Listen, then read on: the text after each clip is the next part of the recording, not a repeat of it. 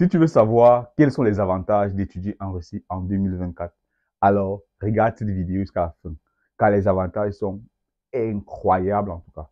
Beaucoup ignorent, donc reste jusqu'à la fin pour savoir quels sont les avantages d'étudier en Russie en 2024. C'est parti.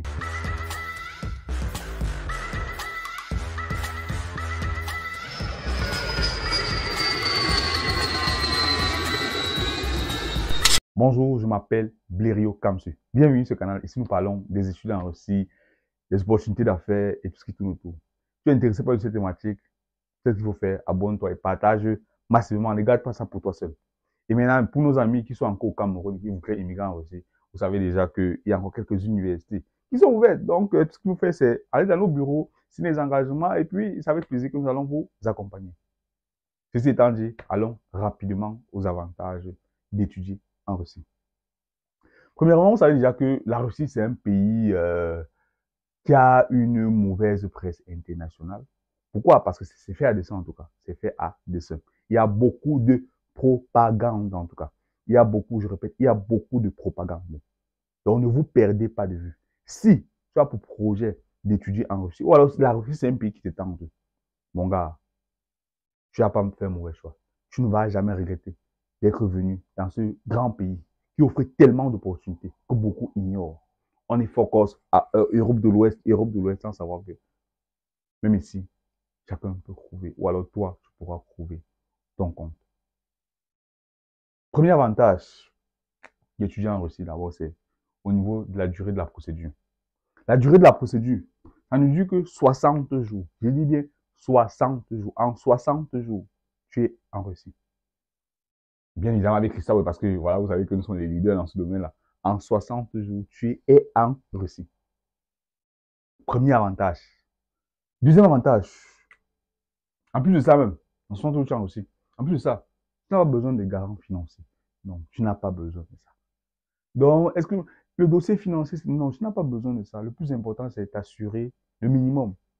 Allons rapidement au deuxième, c'est au niveau des scolarités. En Russie, la scolarité moyenne pour un pour ça, médecin, ingénieur, c'est à moins de 2000 euros. Il dit 2000 euros. Vous devez trouver ça dans quel pays? Dans quel pays? 2000 euros, tu as payé ta scolarité. Tu es pisse. 2000 euros, tu es pisse. Enfin, dans les petites villes, parce que dans les grandes villes, c'est beaucoup plus cher, nous sommes d'accord. Mais dans les petites villes, pour celui qui a un petit budget, tu es sûr que tu pars dans ta petite ville. Voilà. Tu es assuré. Tu es assuré. C'est que mes parents, ou alors je me barre, je vais avoir ce que je peux. Mes parents vont peut-être compléter afin que je puisse, voilà, payer ma scolarité, payer ma résidence universitaire, parce qu'en Russie, il y a les résidences universitaires, en fait. Les résidences universitaires, pour 350 euros, 400 euros l'année. Et puis, tu n'as plus ces problèmes-là, en fait. Tu es sûr que tu étudies ta médecine normalement. Tu es sûr que tu étudies ton cycle, je ne sais pas, ingénierie normalement, sans toutefois stresser que la scolarité fait comment? Non, tu n'as pas ce problème. Tu es un étudiant, tu pars à l'école, tu rentres, tu as des jobs à faire, tu fais tes jobs. Troisième avantage, c'est au niveau des jobs étudiants. En Russie, tu as le droit de travailler autant que tu es disponible. En tant qu'étudiant, chaque fois que tu es disponible, tu as le droit de travailler. C'est pas que la loi, non, de façon légale, tu as le droit de travailler. Donc, il n'y a pas un nombre d'heures, il n'y a pas de quota défini pour dire l'étudiant doit travailler uniquement 2 heures, 3 heures. Non, tant que tu es libre, si un enseignant ne vient pas et que tu es là où tu travailles, tu as la possibilité d'aller, tu peux aller travailler. Pas de problème. Tu vas seulement justifier en disant que l'enseignant n'était pas là.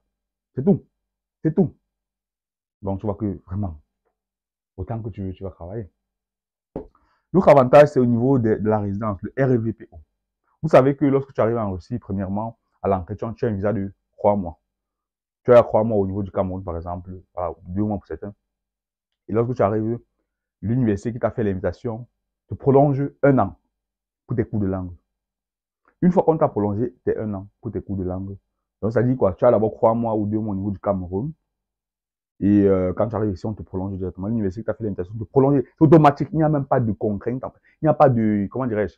Il n'y a pas d'obligation que si tu non, c'est automatique quand tu arrives, que tu es en règle, c'est-à-dire quoi? Tu as peut-être payé la scolarité, tout est en règle. On te prolonge directement le visa. 1 an. Une fois que l'année de langue est terminée, tu entres dans ton cycle d'études. En haut, c'est la forme à boutique. C'est un coup du jour.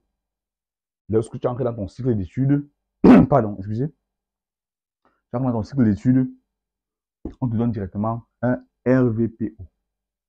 Le RVPO, c'est pour la durée de tes études, plus 6 mois. C'est-à-dire quoi? Par exemple, tu es là pour faire médecine, qui est 6 ans. On te donne 6 ans, plus 6 mois. Les 6 mois là, c'est pour le temps pour toi de chercher un boulot. Mais après quoi, une fois que tu as obtenu un diplôme russe, tu as même déposé directement pour une résidence permanente. C'est inédit. C'est inédit.